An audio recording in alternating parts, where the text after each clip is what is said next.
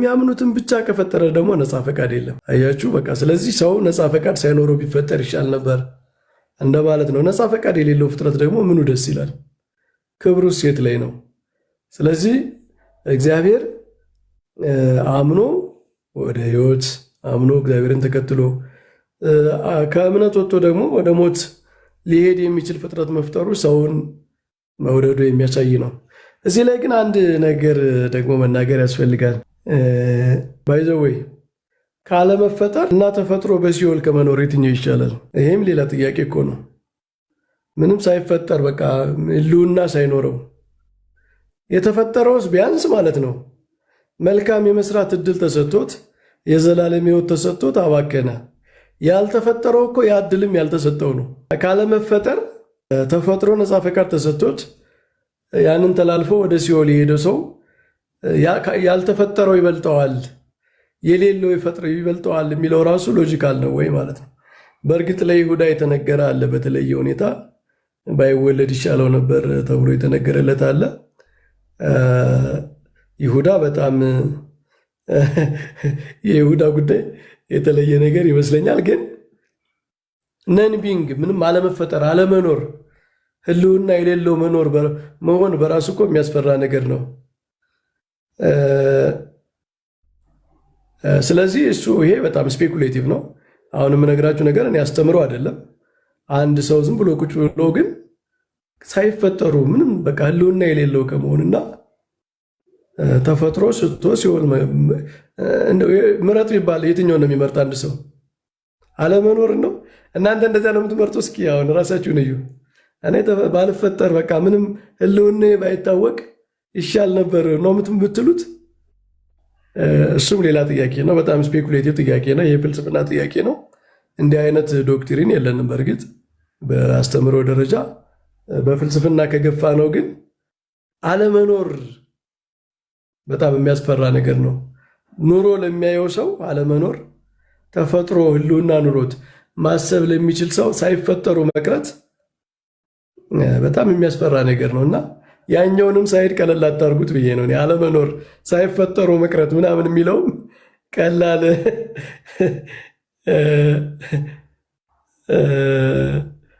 ቀላል ነገር አይደለም። አለመፈጠር ይሻል ነበር ምናምን ሲባል አለመፈጠርንም አታናንቁት።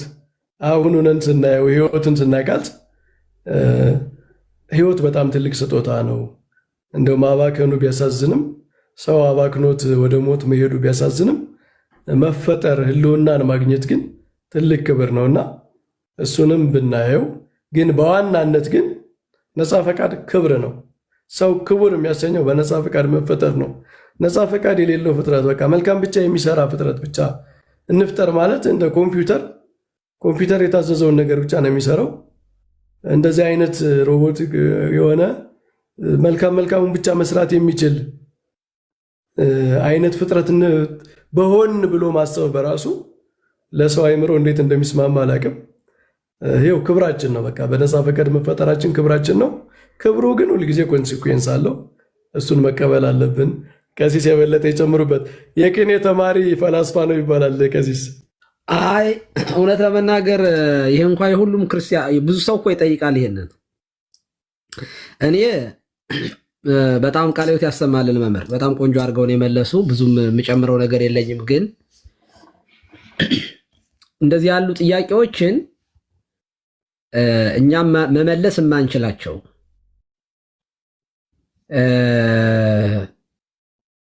እግዚአብሔር ብቻ የሚያውቀው ነገር እንዳለ ማወቅ መጀመሪያ። ምክንያቱም መፍጠር የእግዚአብሔር ባህሪው ነው፣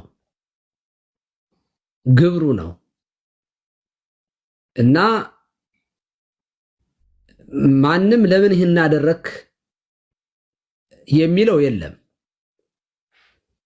በመፍጠር ላይ በማዳንም በመግደልም በመውሰድም በማምጣትም ይሄ ከሰው ፈቃድ ውጭ የሆነ ነገር ነው። ስለዚህ እግዚአብሔር ሉዓላዊ አምላክ ነው። እኛም ማናውቀው ብዙ ነገር እንዳለ እናውቃለን። የምናውቀውን ያክል ግን ስንናገር የማናውቀው ነገር እንዳለ ግን እየረሳን መሆን የለበትም። ምን ማለት ነው? በሌላ አነጋገር እንግዲህ እኛ ማወቅ ያለብን እግዚአብሔር ፍቅር እንደሆነ ነው። መጽሐፍ ቅዱስ ማስረጃችን በመልኩ በምሳሌው ባሪያው መፍጠሩ ነው እና ሕያዊት ነባቢት ለባዊት ነፍስ እስትንፋስ እፍ ብሎብናል። ስለዚህ ንግበር ሰብአ ባሪያነ ወበአምሳሊነ ነው ያለው። በምሳሌያችን እንደ ምሳሌያችን ባሪያችን ሰውን እንፍጠር ነው ያለው እግዚአብሔር። ስለዚህ በምሳሌውን የፈጠረን በመልኩን የፈጠረን ይሄ ደግሞ የእግዚአብሔርን ፍቅር መሆኑን ነው የምናየው። ሲፈጥረን ደግሞ ቅድም መምህር በረከት እንዳሉን ከነፃ ፈቃድ ጋር የተያዘ የሰው ልጅ የድህነቱና የሞቱ ጉዳይ ከነፃነቱ ጋር የተያያዘ ማሸነፍ የምንችልበትን ጸጋ ሰጥቶ ነው ሕግን የሰራልን እንጂ የማይቻልን ነገር ሰጥቶ ተወጡት አይደለም ያለን። የሚቻል ነገር ዋብቆ ለእግዚአብሔር በገነት 3 እጽዋትን ሲያበቅል 2ቱን ሰጥቶ እኮ አንዱን የከለከለው ዕፀ ሕይወትን ብላም አትብላም አላለውም ይላሉ ሊቃውንት። ግን ሊበላው ነበረ። ታድሶም እንደሚኖርበት እዚያው ኦሪት ዘፍጥረት ምዕራፍ 3 ላይ ተገልጿል። ዓላማው የዕፀ ሕይወት ዓላማ ሰውን ሕያው ማድረግ እንደሆነ ተገልጿል። እዚያው ላይ ሊበላ ሲል ሕያው ሆኖ እንዳይኖር ያ መላእክት ከልክሎታል። ስለዚህ እግዚአብሔር ፍቅር እንደሆነ በጣም ፍቅር ከመሆኑ በነገራችን ላይ ፈተናው በእኛ ብቻ ሳይሆን በመላእክትም ዘንድ የነበረ ነው። ይሄ እንደሚታወቀው ዲያብሎስ ወድቋል፣ ተፈትኖ ወድቋል። ሌሎቹ ደግሞ አልፈዋል። ልክ እኛም እንደዚያ ነው እና ይሄ ለምን ሆነ? ዋናው ለዚያ እኮ ነው እግዚአብሔር ባልሰጠው ነገር በሌለን ነገር ላይ አይጠይቅም ብለን ስለምናምን። ለምሳሌ የማቴዎስ ወንጌል ምዕራፍ 12 ላይ ነው አደለ? እውርም አንደበቱ ድዳ የሆነ የማይሰማ ሰው ይዘው መጡና ፈወሰው ይላል። ጌታችን ፈወሰው። ወላጆቹ አምጥተው ነው ይህንን አይሰማም፣ አያይም፣ አይናገርም። እንደዚህ ያሉ ሰዎች አሁን ቢኖሩ ይድናሉ አይድኑም ተብሎ አንድ ሰው ቢጠይቀኝ እኔ ሰከንድ አይወስድብኝም። ይድናል ነው መልሴ። ለምን? ከእግዚአብሔር ፍትህ አንጻር ነው እንደዚህ ያለው ነገር። የእግዚአብሔርን ፍትህ ነው የምናየው። ኦኬ፣ በዚህ ሰው ላይ የእግዚአብሔር ፍትህ ምንድን ነው? እንደዚህ ባለ ሰው እምነት ከመስማት ነው። የስ መስማትን በእግዚአብሔር ቃል ነው። አዎ፣ ግን ይሄ ሰውዬ አይሰማም። አምኖ እንዳይድን ሰምቶ እንዳይድን ማለት ሰምቶ እንዳያምን አምኖም እንዳይድን ጆሮ የለውም። በአፉም እንዳይመሰክር አንደበቱ አይናገርም። በአይኑም እንዳያይ አይኑ አያይም። ስለዚህ ዘተከላሁ ለእዝን ይሰምዕኑ፣ ጆሮን የፈጠረ አይሰማምን ተብሎ እንደተጻፈ ጆሮን የፈጠረ እግዚአብሔር ይሰማል። ጆሮን ሳይፈጥር ማለትም ሰሚ እዝንን ሳይሰጥ እግዚአብሔር ለምን አልሰማኸኝም? ርቱ አንደበትን ሳይሰጥ እግዚአብሔር ለምን አልተናገርክም? አይን ሳይሰጥ እግዚአብሔር ለምን አላየኸኝም ብሎ አይጠይቅም። እምነት ከመስማት ነው። ባይዘው እምነት ራሱ ኤክሰፕሽናል የሚሆንበት ሁኔታ አለ። ይኸው እንደዚህ ያለ ነገር ቢመጣስ እምነት ከመስማት ነው። ኦኬ፣ ሰው እንግዲህ ሰምቶ ነው የሚያምነው።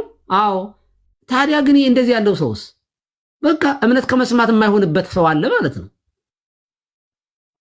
እና እንደዚህ ያሉት ነገሮች ሲመጡ ከእግዚአብሔር ፍትህ አንጻር እናይና እብድ ከሆነ አሁን ለምሳሌ የበላይ ሰብ ታሪክ በነገራችን ላይ ፕሮቴስታንቶች በጣም ሳያስተውሉ የሚያነሱት ታሪክ አለ። የበላይ ሰብ ታሪክ ያነሱና ይኸው ስላሴ እግዚአብሔርን ክዶ በድንግል ማርያም ምልጃ ገነት ገባ ይላሉ። በጣም የሚገርም ነው እኮ። በጣም አለማስተዋላቸውን የምትረዱት በላይ ሰብ መጀመሪያ ህይወቱ ምን አይነት ህይወት ነበር የነበረው ነው። መጀመሪያ ሰው የሚያየው 78 ነፍሳት መብላቱን ነው። 78 ነፍሳት እኮ የበላው ካበደ በኋላ እኮ ነው። አብዶ እኮ ነው ይህን ያደረገው እንጂ በአእምሮ በጤናው አይደለም። ምንድነው ያሳበደው ከተባለ ወይን ጠጅ ጠጥቶ አይደለም። ታሪኩን ይሄን አይጠቅሱትም። በላይ ሰብ እንደ አብርሃም እንግዶችን እየተቀበለ ሲያበላ የነበረ ነው። የአብርሃምን ታሪክ በሚገባ ይኖር የነበረ ሰው ነው። በላይ ሰብ ቤቱን ሰርቶ በተመሳቀለ ጎዳና ላይ የኃላፊ አግዳሚውን ሲያበላ የነበረ ነው።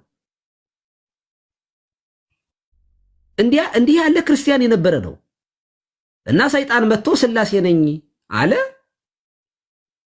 ወደ ቤተ አግባን አለ። የኦሪት ዘፍጥረት ምዕራፍ 18ን እየጠቃሰ የአብርሃምን ታሪክ ስለሚያቀበ ይዞ ስላሴን የመገበ መስሎት ልጅህን እረድልና አሉት። ልጁን አረደ ለእግዚአብሔር ልክ እንደ ይስሐቅ ማለት መስዋዕት አድርጎ አቀረበ። ከዛ ቀመስና አቅምሰን አሉት። ልጁን ሲበላ ተዋረሰው አጋንንት። ከዚያ በኋላ አበደ። የሰው ስጋ ያሳብዳል፣ ምንም ጥያቄ የለው። ባለ አእምሮ አያደርግም። ከዚያ በኋላ ነው እንግዲህ የእህል ከመብላት ሞት ይሻላል ብሎ የሰው ስጋ መብላት የጀመረው። ሰይጣን ሲዋረሰው ነው። ሰይጣን ከተዋረሰው እንግዲህ ይሄ ሰውዬ ለማን ብሎ ነበር ልጁን ያረደው? የአብርሃምን ያክል እምነት የነበረው ነው ማለት ነው፣ ልጁን እስከ ማረድ ድረስ። እንግዲህ ባለማወቅ የአብርሃም ታሪክ ሲተረክ ምናልባት እንደ አብርሃም ወይም በጋ ይስሐቅ ያዝልኛል ብሎ አምኖ ሊሆን ይችላል ያደረገው። ይሄንን ግን እግዚአብሔር አልነበረም ልጅህን እረድልኝ ያለው፣ ሰይጣን ነበረ። ከዛ በኋላ ቢክድ ምን ቢል እግዚአብሔር ፍትሁን ነው እዚህ ጋር የምናየው። በበላይ ቁልጭ ያለ ነገር የምናየው ምንድን ነው? የእመቤታችን ምልጃ እንዳለ ሆኖ የእግዚአብሔርን ፍትህ ጭምር ነው የምናየው። ለሱ ለእግዚአብሔር የታዘዝኩ መስሎት ልጁን ያረደን ሰውዬ ጌታስ ሲሆን ሊቀጥለው እንዴት ነው የምታስቡት እናንተ? ማለት እንደኛ ያለ ሰው ይሄንን ያደርጋል? ሰውስ አመፀኛው ዳኛስ ይሄንን ሊያደርግ ይችላል? ለሱ ብሎ ልጁን ያረደውን እግዚአብሔር እንዴት ነው ሲኦል የሚከተው? ታዲያ የእመቤታችን ምልጃ እንዳለ ሆኖ ስላሴን ያምን የነበረ በእግዚአብሔር ያምን የነበረ የእግዚአብሔርን ስም እየጠራ ድሆችን ሲመግብ የነበረ ነው። ከተዋረሰ በኋላ ነው 78 ነፍሳት የበላው። ስለዚህ የእግዚአብሔር ፍትህ በግልጽ የሚታይበት ነው። እኔ እንደውም የሚገርመኝ የነበረው በላይ ሰብ ሲኦል ቢገባ ነበረ። የእውነቴን ነው። ጥያቄ ሊሆን በአይምሮዬ በጣም ሊያዝን ውስጤ በጣም ቅር ይከፋይ ነበር በእውነት በግል ማለት ልጁን ለእግዚአብሔር የሰዋ መስሎት አጋንንት ተዋርሶት ያን ሁሉ ኃጢአት ሲያሰራው እና እግዚአብሔር በላይ ሰብን ዝም ብሎ ይተዋል ብሎ ማሰብ ሞኝነት ነው። የእግዚአብሔርን ፍትህ መመልከት። ስለዚህ ነፃ ፈቃድ አለን። እግዚአብሔር የወደድነውን እንድንመርጥ ምንም አይነት ታልቃ አይገባም። አዎ ስንጠራው ይረዳናል። የሚረዳን ጸጋም ሰጥቶናል። አጋንንት እንድናሸንፈው ስልጣን ሰጥቶናል። ግን ከተሸነፍን ደግሞ የኛ ድርሻ ነው የሚሆነው። መጀመሪያ መከላከያውን ሰጥቶ ነው፣ ማጥቂያውን ሰጥቶ ነው፣ ማሸነፊያውን ሰጥቶ ነው ታገሉ ያለው። ስለዚህ አንድ ተማሪ ክላስ ውስጥ ገብቶ እንደሚፈተነው ሁሉ ፈተና ይኖራል ማለት ነው። ሰው ታዲያ እግዚአብሔር እንደሚወድና እንደማይወድ በምን ይታወቃል? በሕግ ነው የሚታወቀው። ስለዚህ በዚህ አይነት መንገድ መመዘን ነው እና መመለሻው እንደዚህ ያለ ጥያቄ ሲመጣ ለምን ተፈጠርን እንደምንሳሳት እያወቀ እንደምንበድል እያወቀ እግዚአብሔር ሁሉን ወደፊት ያለውን ነገር እያወቀ አቅማችንንስ እያወቀ እንደዚህ ያለ ፈተና ስለምን ይሰጠናል? እንደዚህ ያለ ጥያቄ ከዚህ ይሄንን አርጊውመንት እኮ ብናዞረው እግዚአብሔር እንደምንበድል እያወቀ ሰው ነፃ ፈቃድ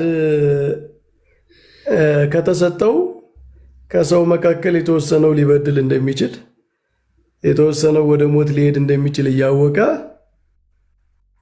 ለምንድን ነው ነፃ ፈቃድ ሰጥቶ የፈጠረው? ወይም ደግሞ የሚክዱትን ለይቶ ባይፈጥራቸው ምናምን ማለት ወደ እግዚአብሔር አርጊውመንቱን ስናነሳው እግዚአብሔር ነፃ ፈቃድ ያለው ፍጥረት መፍጠር አይችልም ማለት ነው። እውቀቱ ይገድበዋል ማለት ነው። አዎ ልክ እንደዚያ ነው። ምክንያቱም ነፃ ፈቃድ ማለት ወደ ሞትም ወደ ህይወትም መሄድ ነው። ቀድሞ ስለሚያውቅ ወደ ሞት የሚሄዱትን ቀድሞ ስለሚያውቅ ክፉ ሊመርጡ የሚችሉትን ባይፈጥራቸው ማለት ግዴታ መልካም ብቻ የሚመርጡትን ቢፈጥራቸው ማለት ነው። ይሄ ደግሞ ነፃ ፈቃድ አይደለም። ስለዚህ የእግዚአብሔር ቀድሞ አዋቂነት ነፃ ፈቃድ ያለው ፍጥረት ከመፍጠር ይገድበዋል እንደማለት ነው። በትክክል እና ኢምፖዝ እንትኑ ምንድን ነው? እግዚአብሔር ሁሉን ማድረግ አይችልም ከሚለው ውስጥ ሁሉን ማድረግ ይችላል ከሚለው ውስጥ ቢያንስ ነፃ ፈቃድ ያለው ፍጥረት መፍጠር አይችልም ያስብላል። ለምን ቢባል በነፃ ፈቃድ እውቀቱ ይገድበዋል። እውቀት ቀድሞ ስለሚያውቅ የሚስቱትን ስለሚያውቅ እነሱንም ደግሞ መፍጠር ስለሌለበት፣ ስለዚህ ነፃ ፈቃድ ያለው ፍጥረት መፍጠር ከእግዚአብሔር ባህሪ ጋር ይቃወማል ማለት ነው። እና እንዲህ አይነት ዶክትሪኖች ቀጥታ ሂደው የሚገቡ እግዚአብሔር ጋር ነው። አዎ አይ ደግሞ እኮ ለምሳሌ የመጀመሪያውን የሰው ልጅ አዳምንም ስንመለከት የፈጠረበት ቦታ፣ የተፈጠረበት ባህሪ፣ የተቀመጠበት ገነት ቦታው፣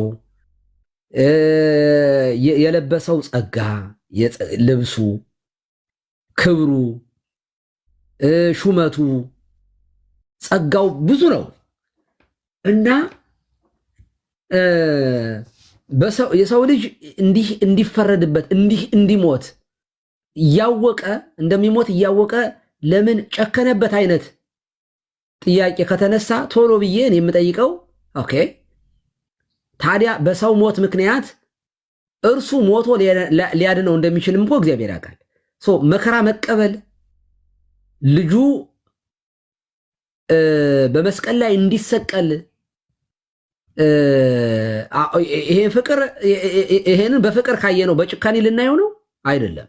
ጥሩ ነጥብ አመጡ ቀሲስ። አሁን ለሚሰቃዩት ለሚሞቱ ራሱ የእነሱን መከራ ተቀብሎ ክርስቶስ መቀበሉ እነሱ እስከወረዱበት ድረስ መውረዱ፣ በነገራችን ላይ የክርስቶስ መሞት ራሱ ይህንን ጥያቄ ይሄ እግዚአብሔር እንዴት እንደዚህ ያለ እንደዚህ የሆነ በቀላል እንደው ዝም ብሎ ሰው ሳይሆን ሳይሰቀል ቢያድነን ኖሮ በዚህ ደረጃ እንዴት ፈረደብን?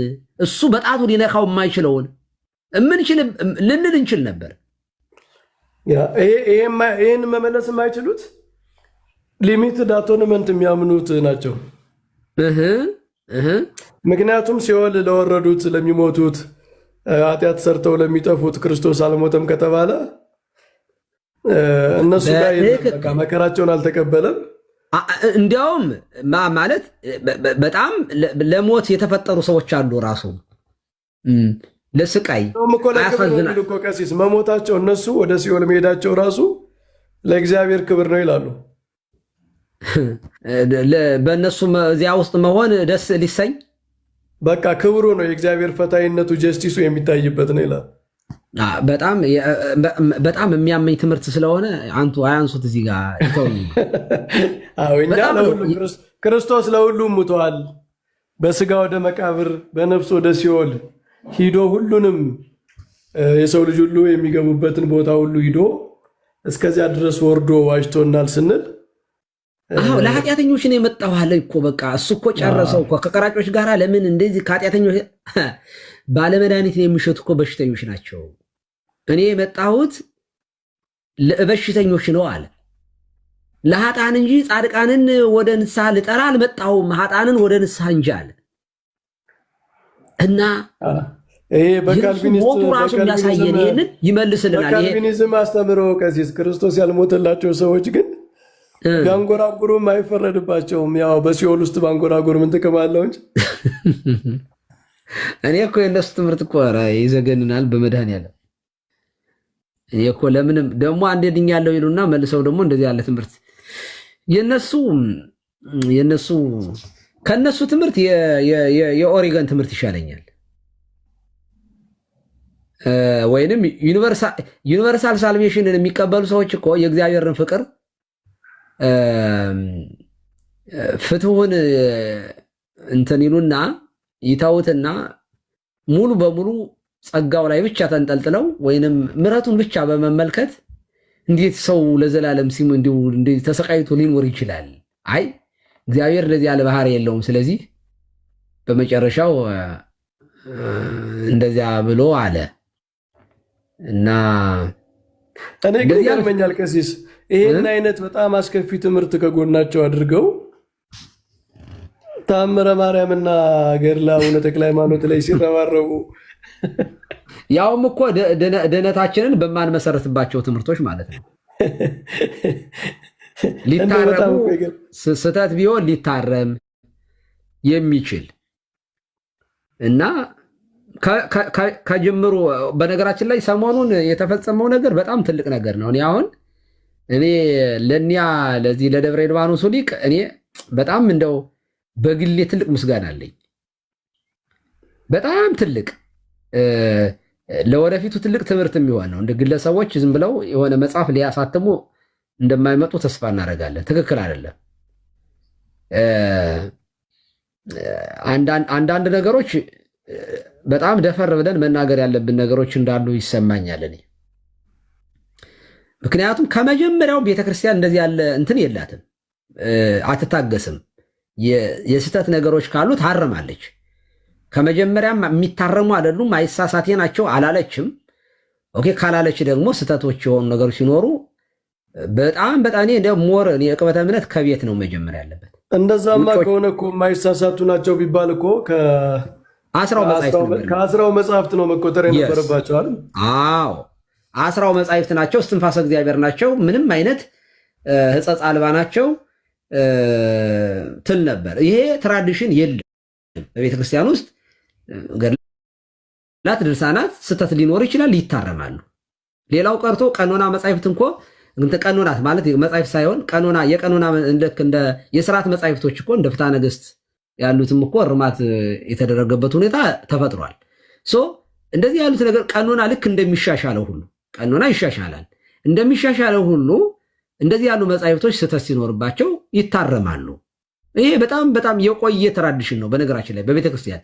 ይሄ ዝም ብላ አሁን የመጣ ነገር አይደለም። እንደዚህ ያሉት ነገሮች በእነዚህ ነገሮች ላይ ቆሞ የስህተት ጎርጎርዮስ ዘንዝናዙ እንዳለ ነው። ዝንቦችና መናፍቃን አንድ ናቸው። ዝንቦች ቆሻሻ ባለበት ሁሉ ህር እያሉ ይሰፍራሉ። መናፍቃንም በእኛ ደካማ ነገር ላይ ነው የሚሰፍሩት ብሏል።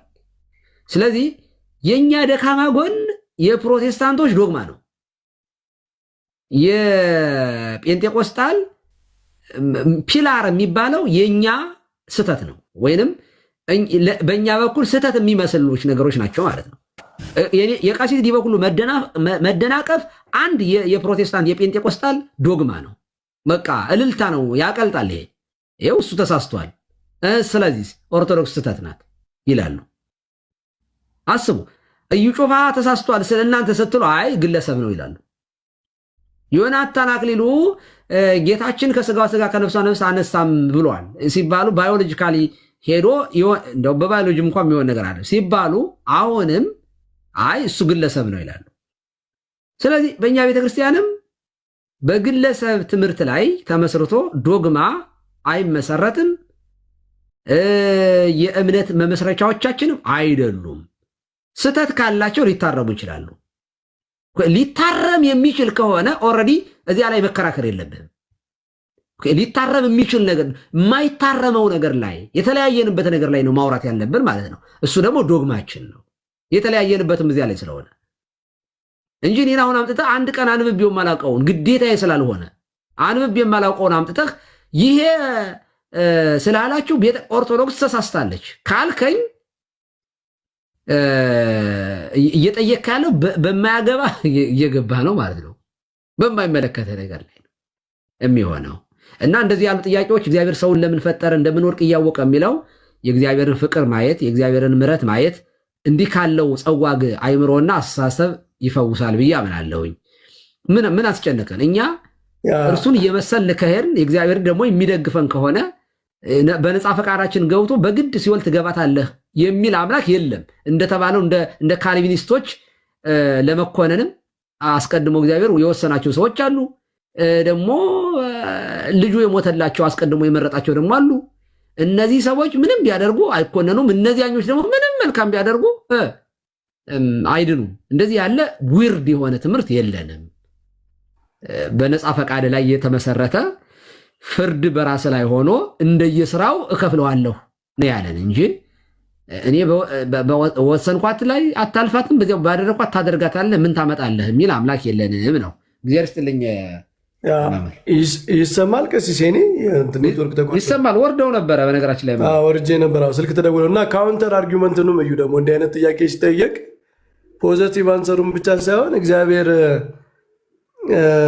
እንደዚያ ሆኖ ክፉ ሊመርጡ የሚችሉ ሰዎችን ባይፈጥር ኑሮስ ብንል ሰው ነፃ ፈቃድ አይኖረውም ነበረ።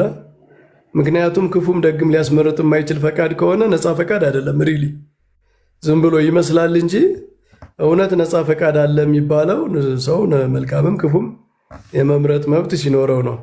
ስለዚህ ባይሆን ኑሮ የሚለውንም ደግሞ አስቡት። ከዚህኛው እንደው በአንድ በኩል ብቻ ሳይሆን ኔጌቲቭ አርጊመንትም አለ። እንደዚህ አይነት በዚህ ምክንያት ሰው ሊበድል ይችላል፣ ወደ ሲኦል ሊገባ ይችላል ብሎ እግዚአብሔር እነዚያን ሰዎች ባይፈጥር ኑሮ ከተባለ ምን ማለት ነው? ይሄ ንግግር ስንል ነፃ ፈቃድ ባይኖር ይሻል ነበር እንደማለት ነው። ንስሐስ ባይኖር በነገራችን ላይ ንስሐ አሁን እኮ አሁን እግዚአብሔር አንዴ ያድኛቸዋለሁ ከዚህ በኋላ ልክ እንደ ጸበለስ ያለ ትእዛዝ አሁን እኮ በአዲስ ኪዳን እኮ ገደብ የሌለው እኮ ጸጋ እኮ ነው ማለት። ጸበለስን ይህን ብትበሉ ትሞታላችሁ፣ ከዚያ በኋላ ለመመለስ 5500 ዘመን የወሰደባችሁ። አሁን በአዲስ ኪዳን አንዴ ኃጢአት ከሰራችሁ ከዘሞታችሁ በቃ 5000 ዓመት ትጠብቃላችሁ ቢባል የእውነት በጣም ከባድ ነበር አይደለ መምህር? በጣም አሁን እኮ ብዙ ድል ነው ገደብ የሌለው እንዲያውም እኮ ንስሐ ስሬት ኃጢአት ይፊ የኃጢአት ስሬት ማለት ንስሐ ነው እንዴ? ጸጋ ስሬት ኃጢአት ይፊ ጸጋ ስሬት ኃጢአት ጸጋ ማለት የኃጢአት ስሬት ነው። ይሰማል። ከዚህ ነው የተቋረጡ ሁላችንም ነው። አይ አባታችን ናቸው የተቋረጡት። ኔትወርክ አስቸግሯቸው ይሆናል እና ይሄ ጥሩ ነው። ገድላት ላይ ግን የተነሳው እሳቸው እስኪመለሱ ድረስ ገድላት ላይ የተነሳው ታዲያ ገድላት ያው አሁን እንደሚደረገው ችግር ያለባቸው ስህተት ያለባቸው ስርዋስ የገባቻባቸው ወይም ማጻጻፋቸው በጣም ክሊር ያልሆነ ወደ ሌላ የሚወስድ ነገር ሲኖር በሊቃውንት የሚወጣው ወጡ የሚስተካከለው ተስተካክሎ እንትን ይባላሉ፣ ይስተካከላሉ። ያው ቤተክርስቲያን እንደዛ እያደረገች ነው። ግን አንዳንድ ሰው ምን የሚል ጥያቄ ያነሳል፣ እንደዚህ ከሆነ ሌሎቹ ገድላት ስዳታል እንዴት እንዳምናቸዋለን? ሁሉም ገድላት የሚስተካከል ነገር ቢኖራቸው እስከዚያ ድረስ እንዴት ነው ትክክል ናቸው ብለን የምንጠቀምባቸው የሚል ጥያቄ ሲነሳ ሰምቻለሁ። እሱን ነገር ትንሽ ለማለት በመጀመሪያ ገድላት የቤተክርስቲያን መደበኛ የሆነ አስተምሮ አለ። ነገረ እግዚአብሔር፣ ነገረ ድነት፣ ነገረ ቅዱሳን፣ ሊተርጂ፣ ስርዓተ አምልኮ አስተምሮች አሉ ወጥ የሆኑ እና ገድላት ከነዛ ጋር የሚጣረሱ ከሆኑ ከመደበኛው አስተምሮ ጋር ያው የሚስተካከሉ ናቸው ማለት ነው። ግን መደበኛ የሆነውን ነገር የታወቀውን ነገር በቃ ገድላት ላይ ተአምራት ሲገኙ ለምሳሌ ተአምር ነው። በቃ ተአምር አስተምሮን እስካልተቃረነ ድረስ የሆነ የእግዚአብሔርን ባህሪ ሌላ አድርጎ የሚስል እስካልሆነ ድረስ ገድልን ኤክስፕሌን ለማድረግ መነሳት አያስፈልግም እና ገድላትን ተአምራትን የታወቀው ትምህርት ቅዱሳን እንዴት ኖሩት የሚለውን ለማየት እንጂ በገድላት ላይ ብቻውን የቆመ ትምህርት የለም። ሌላ ቦታ ላይ የሌለ በትርጓሜ መጽሐፍት የሌለ በአዲስ ኪዳን በብሉይ ኪዳን ትርጓሜ የሌለ በጉባኤ ቤት የሌለ በቤተ ክርስቲያን በቅዳሴዋ በአምልኮዋ የማታስተምረው ገድላት ላይ ብቻ የቆመ ትምህርት ስለሌለ በዛ መጨነቅ አያስፈልግም። ገድላቱን ግን አባቶች መምህራን መርምረው እንደዚህ ናቸው እስካላሉ ድረስ የገባንን ይዘን ያልገባንን ደግሞ መምህራን እስከሚያብራራቸው የሚታረሙት እስከሚያርሙ እየጠበቅን ራሳችን ሳናጨናንቅ በኦርቶዶክሳዊት ሃይማኖታችን ጸንተን መኖር ነው። ምክንያቱም ቤተክርስቲያኑ ጊዜ ደጋግማ የምታስተምረው ትምህርት አለ። ሰው እንዴት ነው የሚድነው? መዳን ምንድን ነው? በስርዓት አምልኳ፣ በቅዳሴዋ፣ በየጊዜው በሚደጋገመው ትምህርቷ የምታቀርበው ነገር አለ። ሪዞኔት የሚያደርግ ትምህርት አለ። በቃ በሁሉም የሚስተጋባ ማለት ነው። በዛ ላይ ነው የምንቆመው። ሌሎች ወጣ ያሉ ለእኛ የሚከብዱ የሚያስቸግሩ ነገሮች በምንሰማው ነገር ሲገጥመን በቃ አልገባኝም መምህራን እስከሚያብራራቸው እንጠብቃለን እናያለን ብሎ መሄድ ነው አስተምሮ። ይሄ የኦርቶዶክሳዊ ነገረ ድነት አስተምሮ በሆነ ስፔሲፊክ የሆነ ገድል አስተምሮ ላይ በሆነ ተአምር ላይ ብቻውን የቆመ ተገንጥሎ የቆመ አስተምሮ የለም። እንዳልኳችሁ የቤተ ክርስቲያን አስተምሮ ተደጋግሞ የሚሰጥ ነው። በጉባኤ ቤት፣ በአዲስ ኪዳን፣ በብሉይ ኪዳን፣ በአዕማደ ምስጢር ቤተክርስቲያን ትምህርቷን ሁልጊዜ በጸሎቶቿ ሳይቀር በቅዳሴ እኮ የኛ እንደ ካቴኪዝም ነው፣ የሃይማኖት መግለጫም ነው። 2 ሰዓት የምንሰማው ሃይማኖት ነው። እንዴት እንደምንድን ነው ስለ ጥምቀት፣ ስለ ቅዱስ ቁርባን፣ ለኃጢአት፣ ለስርየተ ኃጢአት፣ ለስርየተ ኃጢአት፣ ለዘላለም ሕይወት እያለ ይነገራል። እና በጸናው አስተምሮ በታወቀው በማይቀየረው ይስተካከላል በማይባለው ቤተክርስቲያን አስተምሮ ጸንቶ መኖር ነው። ሌሎች መጽሐፍት ግን ሊቃውንት ያርሟቸዋል። እንደው ሳንጠራጠራቸው የከበደንን ከብዶናል ብለን እስከሚገባን ምክንያቱም ያልገባንም ማለት አንድ ገድል ላይ ያለ ንባብ አልገባንም ማለት ኦርቶዶክሳዊ ክርስትናን ቤተክርስቲያንን መኖር አንችልም አይደለም። እንዴት ብሎ ይገናኛል? አንድ ሰው ገድለ ተክለ ሃይማኖት ላይ ወይ ገድለ አቡነ ገብረ መንፈስ ቅዱስ ላይ የሆነ ንባብ አልገባውም ማለት በኦርቶዶክሳዊ መንፈሳዊነት ውስጥ ላይ ምንድን ነው የሚፈጥርበት? በቃ እሱ አልገባውም መምህራን ይጠይቃል። መምህራን ካልመለሱት ወይም ከከበዳቸው ወይም ደግሞ ስራው ጽኖ ተገኘ የሚስተካከል ከሆነ ይስተካከላል። ሂደቱን ጠብቁ። ቤተክርስቲያን በጀመረችው አሁን የጀመረችው አይደለም። ነገራችን ላይ ቤተክርስቲያን መጻሕፍትን ማስተካከል ማረም በክርስትና ታሪክ ውስጥ የነበረ ነው። ከነዚህ ከታወቁት መጽሐፍት ከ10 መጽሐፍቶች መጽሐፍት ይታረማሉ፣ መጽሐፍት ይጠናሉ። ገና በ15ኛው በ13ኛው ክፍለ ዘመን ጀምሮ እንዲህ አይነት ጥናቶች ነበሩ እኮ ባባው እና አባ ጊዮርጊስ። በቅርብ ጊዜ እንኳ በአፄ ምኒልክ ዘመን እነዚህ መጽሐፍት የሚታዩ የሚመረመሩ ነበሩ እና ምክንያቱም በታወቀ ሁኔታ ቤተክርስቲያን በሾመቻቸው ሰዎች ተጽፈው ተገልብጠው ያልተሰራጩ መጽሐፍት እስከሆኑ ድረስ አንድ ግለሰብ ተነስቶ ጽፎ ተርጉሞ የራሱን ነገር ጨምሮ የማሰራጨት እድል እስካለው ድረስ ይሄ ይደረጋል ማለት ነው፣ ይሆናል ማለት ነው። ቤተክርስቲያን ደግሞ ይህንን የምታደርገው ምንድን ነው? መጽሐፍቱን በማረም በማስተካከል ይቀጥላሉ ማለት ነው። እና ይሄ ሂደት ይቀጥላል። የማይታረሙ የማይስተካከሉ 10 መጽሐፍት ብቻ ናቸው። እነሱ ንባባቸውን ጠንቅቆ ትርጉማቸውን ጠንቅቆ ሐዋርያት በተናገሩት ነቢያት በተናገሩት መንገድ ብቻ ማስቀመጥ ነው። ምክንያቱም እነሱ በመንፈስ ቅዱስ ምሪት የተጻፉ ናቸው። እነዚህኞቹ ገድላቱ ተአምራቱ በመንፈስ ቅዱስ ምሪት የተጻፉ አይደሉም ማለት ሳይሆን ትራንስሚሽናቸው ችግር አለበት ነው። ትራንስሚሽናቸው ችግር ይኖርበታል። የሆነ ሰው ተነስቶ ገልብጦ ያራባዋል። ምንድነው የታወቀ በጣም ከስህተት እንዳይገባበቱ በሆነ መንገድ ትራንስሚት አይደረጉም። አንዳንድ አካላት የሆነ ታሪክ ከሌላ ቦታ ወስደው ጨምረው ምናምን ጽፈው ሊያራቡት ሊያሰራጩት ይችላሉ። ስለዚህ ይሄ የታወቀ ችግር እስካለ ድረስ ለመስተካከል በር እድል አለ ማለት ነው እና እኛ የታወቀውን ትምህርት ይዘን ገድላቱን ታምራቱን ደግሞ በዚያ እያየን በዚያ አይተነው ደግሞ ያልገባን ሲኖር መምህራንነት እየጠየቅን የመምህራንን መልስ መጠበቅ ነው።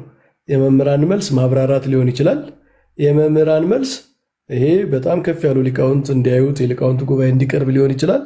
የመምህራን መልስ ማረም ማስተካከል ሊሆን ይችላል። ደረጃው የተለያየ ነው። እኛ ግን በታወቀው ትምህርት እንኖራለን፣ እንጸናለን። በዚህ መንገድ ብናየው ነው ጥሩ ለማለት ነው። ቀሲስ ያው አልተመቻቸው መሰለኝ ኔትወርኩ። ክርስቶፎሮስ ተመለስ። አይሰማም መሰለኝ። ይሰማል መምህር ይሰማሉ እርሶ? አይ ቲንክ አልተመለሱም መሰለኝ ዲያቆን። እሺ ለሌሎች እድል እንስጥ። ለነቀሲስ እንግዲያውስ ቀሲስ ጤና ይስጥልን ይፍቱን።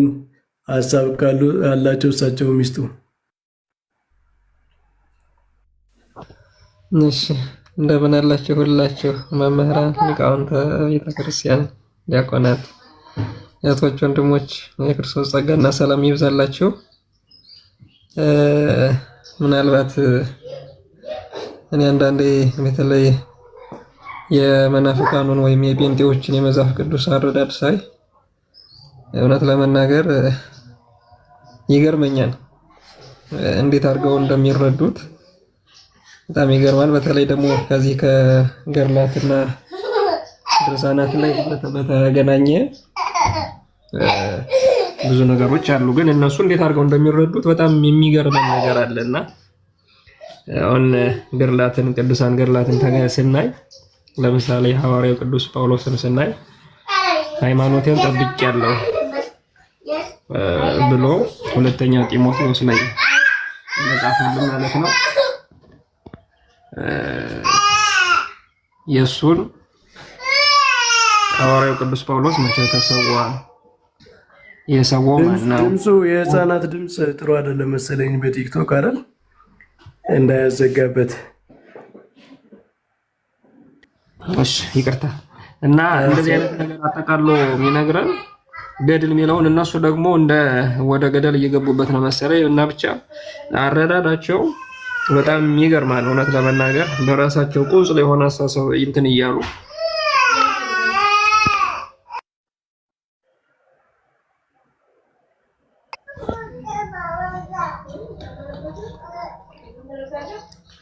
እና አሁን ደግሞ ሰሞኑን እንደምናየው አዲስ አድርገው እኛ ቅድስት ቤተክርስቲያናችን በየጊዜው የምታደርገውን በተለይ ስርዋጽ የሚገባባቸውን ደግሞ የሚገርመው እነሱ ናቸው በራሳቸው እንትን እየሄዱ ስርዋጽ እያስገቡ ይጽፋሉ፣ ያትማሉ፣ ያሰራጫሉ። ያንን ደግሞ ቅድስት ቤተክርስቲያን እየመረመረች ቅዱስ ቤተክርስቲያን አስተምሮ ጋር ከዛ የሚጻረረውን ታወጣለች፣ አይወክለኝም ያለቻቸውን ደግሞ ታወግዛለች ማለት ነው። ይሄ አሁን የተነሳ የመጣ ሳይሆን የቆየ ነገር ነው። ግን እንደ አዲስ አድርገው ደግሞ እንትን ሲሉ እናያለን እና እንዴት አድርገው እንደሚረዱት እውነት ለመናገር ብቻ ግራ ነው የሚያጋባው። እና አንዳንዴ መጽሐፍ ቅዱስን በእነሱ አረዳድ ይሸከሙታል፣ ይይዙታል። የሚረዱበት መንገድ ደግሞ ዝም ብሎ ስጋዊ በሆነ መንገድ ለራሳቸው ማለት እነሱ የሚመቻቸው፣ ለምሳሌ ያልገባቸው ነገር ሲሆን ከመጠየቅ ይልቅ ከማወቅ ከመረዳት ይልቅ አጣመው መረዳት። እነሱ መረዳት ብቻም አይደለም፣ ያንን በተሳሳተ መንገድ ተረድተው ደግሞ የተሳሳተ ትምህርታቸውን ደግሞ ለሌሎ ደግሞ ያሳልፋሉ። ማለት ራሳቸው ስተው ሰውንም የማሳሳት ምንጭ ይሆናሉ። እና ይሄ እውነት ለመናገር በጣም የሚያሳዝን ነገር ነው። እና እንደውም ስናየው ብዙ ጊዜ እንደው ከራሳቸው ሁላ ነው እያመጡ የሚያስተምሩት ሰዎቹ። ለምሳሌ ፓስተር ዮናታን ነው ምንድነው ያለው? እመቤታችን ቅድስት ድንግል ማርያም ከስጋዋ ስጋ ከነፍሷ ነፍስ አልነሳም አይነት ትምህርት ሰጠና ተመልሶ ደግሞ አይ ከዛሬ 5 ዓመት በፊት ያስተማርሁትኝ እንደው ማሻሻል የምፈልገው ነገር አለ ይሄን ላሻሽለው ብሎ ደግሞ ሲመጣ እናያለን።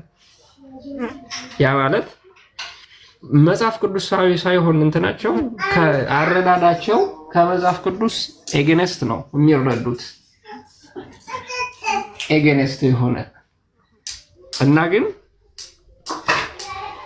ብዙ ጊዜ የምናያቸው ከራሳቸው አንደበት ከራሳቸው አረዳድ መጽሐፍ ቅዱስንም እንትን ባገናዘበ መልኩ ሳይሆን ብዙ ጊዜ የምናያቸው የምንሰማቸው ከኪሳቸው እያወጡ ነው ሲያስተምሩ የምንሰማው። ዛቲ ሆይ ከአንድ ዓመት በኋላ ያስተማረው አይ ትክክል አይደለሁም እና ይህንን ማስተካከል እፈልጋለሁ ሲሉ የምንሰማበት አግባብ በእንደዛ ሁኔታ እናየዋለን። እና ይገርመኛል ብዙ ጊዜ እነሱን ሳስብ እና ይህን ነው ሳየው እኮ ቅድም መምህራችንን በሰፊው እያሉ ነበረ። ቀሲስ ዲበኩሉም ያወሩ ነበረ። እንደውም አልፎ አልፎ አሁን ከዛ አይነት እንደው ለአዳም መሳት ተጠያቂው እግዚአብሔር ነው ሲሉም እንሰማቸዋለን። ለቱ ስብሐትና ለዚህ ቅድም ቀሲስ ምርሶን በደንብ አድርገው እንትን ሲሉት ነበረ።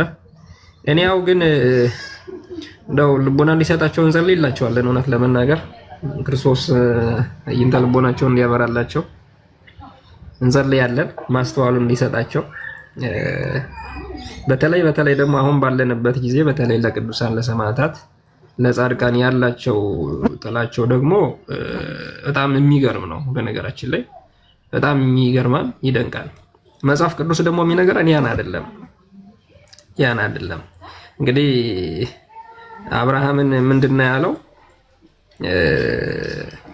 እርሱን እንደሚባርከው ስሙንም እንደሚያከብረው ለበረከትም እንደሚያደርገው በእርሱም ደግሞ ሰው ሁሉ እንደሚባረክ ዘፍጥረት ላይ ይነግረናል። ዘፍጥረት 12 ላይ ማለት ነው። እነሱ ደግሞ ከዚህ በተቃራኒ መልኩ ሲረዱት እናያለን። ቅዱሳንን የገነስት ሆነው ሲያብጠለጥሏቸው እናያለን። ታዲያ እንደው እነዚህ ሰዎች መጽሐፍ ቅዱስ አለን ብለው ግን የት አምጥተው ነው ይሄን አረዳድ እንትን የሚሉት? እዚህ ጋር ተጽፎ እኛ ከነሱ ከቅዱሳን ከሰማዕታት በረከት እናገኛለን ብለን እናዘክራቸዋለን፣ እናስባቸዋለን፣ እናከብራቸዋለን። ምክንያቱም እግዚአብሔር አምላካችን አብርሃምን አንተን እባርካለሁ ስምንም አከብራለሁ ለበረከትም ሁን ብሎት እኛም እሱን አክብረን በረከት እናገኛለን ብለን እናከብራለን። እነሱ ግን በተቃራኒ ናቸው። ይሄን አረዳድ የት ነው ያመጡት? እዚህ ከመጽሐፍ ቅዱስ ተቃራኒ የሆነ ነገር እንዴት ነው ያመጡት የሚለው ነገር ጥያቄ ስንጠይቅ ምናልባት መልስ የሚያገኙ አይመስለኝም። በሌላ አነጋገር ደግሞ ሐዋርያው ቅዱስ ጳውሎስ ላይ ስናይ ዕብራውያን ላይ 11:1 ላይ ስናይ እምነት ተስፋ ስለምናደርገው ነገር የሚያስረግጥ የማናየውም ነገር የሚያስረዳ በማለት የተመሰከረላቸው ዋና ዋናዎቹን ስማቸውን፣ ማድረጋቸውን፣ ግብራቸውን በእምነትና ጽናት ተስፋ ያደረጉትን ሁሉ ይነግረናል። በተቃራኒው ደግሞ የጴንጤዎችን የመጽሐፍ ቅዱስ አረዳድ ስናይ ደግሞ አይ የከሌ እንደዚህ ነው ሲነቅፉ ሲነቃቀፉ እናያቸዋለን።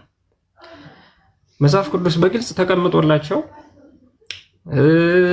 ስለ ቅዱሳን ስለ አጠቃላይ ስለሌላው ነገር በደንብ አድርጎ ተቀምጦ ተጽፎ እያለ ግን የእነሱ ደግሞ በተቃራኒው መሄድ ከመጽሐፍ ቅዱስ በተጻረረ መልኩ የሚያሳየን በእርግጥ የቆሙበት ወይም ደግሞ የሚያስተምሩት ከራሳቸው ከአንደበታቸው እያወጡ መጽሐፍ ቅዱሳዊ ሳይሆን በራሳቸው እንደሚናገሩ ይነግረናል፣ ያሳየናል። እና እንደው መምህራኑ ባሉበት እኔም መቀባጠር እንዳይሆንብኝ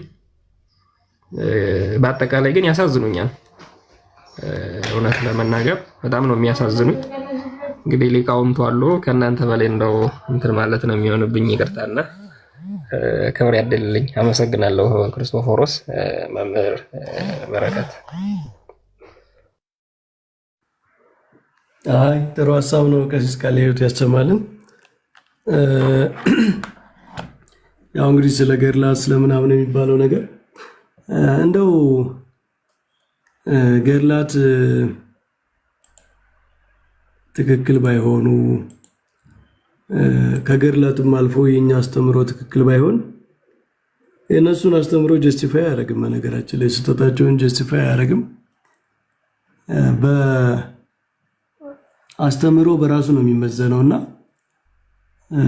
ስለ አስተምሮ እንነጋገር ሲባሉ በጣም ሪላክታንት የሚሆኑት ስለ ገድላት ስለ ሌሎች በጣም ስለ እነሱ ደግሞ ብዙ ማውራት የሚፈልጉት ሰዎች በአስተምሮ ጉዳይ ችግር ካለ እዚህ ላይ ገድላት ላይ ታምራት ላይ አንዳንድ ችግሮች የሚታረሙ ነገሮች መገኘታቸው የአስተምሮ ችግር እዛ መኖሩን ጀስቲፋይ አያደርግም። ኢኩቫለንሱ ራሱ ሮንግ ነው። ኢኩቫለንሱ አስተምሮና ገድላት እኩል ደረጃ የሚመሳሰሉ አይደሉም።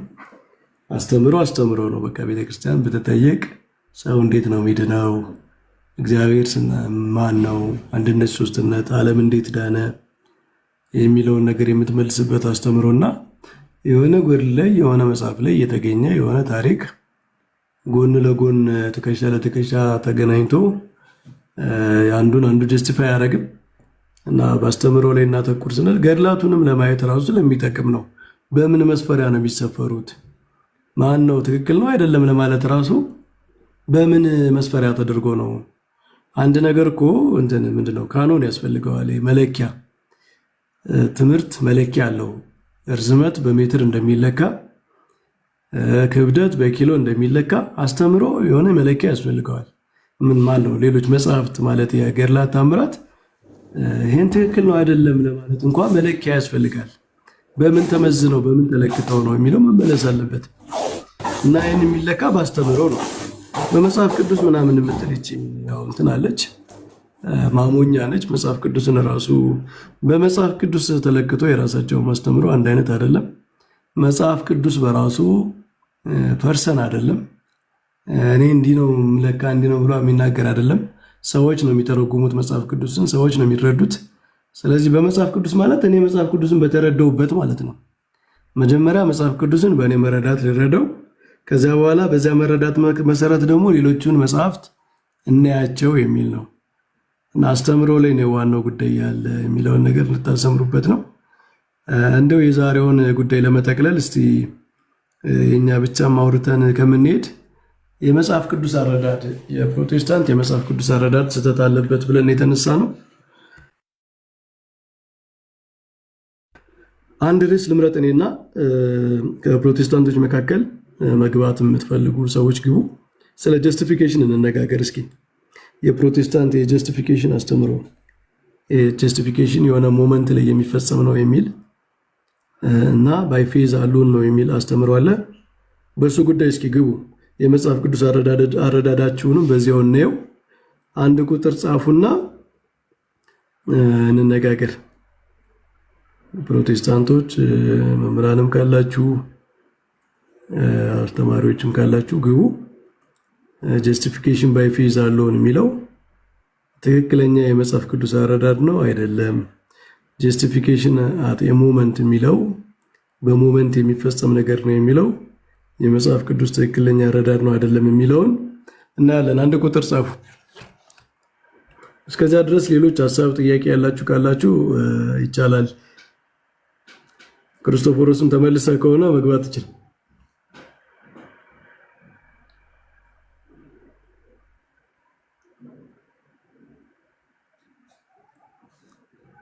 ክርስቶፎሮስ አልተመለሰም መሰለኝ። እሺ ኃይለ ሚካኤል አሉ ይፍቱኝ። እኔ አባት እግዚአብሔር ይፍታህ። አሜን። ወራኪው ድረሰኝ። እንግዲህ ቃለ ሕይወትን ያሰማልን። ለመምህር በረከትም ለእርሶም ለቀሲስ ዲበኩሉ እናመሰግናለን። እኔ አንድ ነገር አሁንም ማስጨበጥ አለብን ብዬ ማምነው ዛሬ ጠዋትም እንዲሁ አንድ ቪዲዮ የኛ ልጆች ልከውልኝ አየውና እስልምናውም ወስዶት ይሄን የገድል ጉዳይ በገድል ጉዳይ ብዙ ሲጮው ሰማውና አንደኛ እውነት ለመናገር ከኛም የማስረዳት አቅም ማነስ ይመስለኛል። እኛ በገድላትና ድርሳናት ላይ ያለን አረዳድ በደንብ ማስረዳት መቻል ያለብን ይመስለኛል። እውነት ለመናገር እኛ ገድላትና ድርሳናት ያመኑ እና በክርስቶስ ላይ ያሉ ሰዎች ቅዱሳን ያደረጉት ስራ ነው፣ ተጋድሎ ነው። ስለ ክርስቶስ ራሳቸውን ሰጥተው የተጋደሉበት የተጋድሎ ታሪካቸው ነው።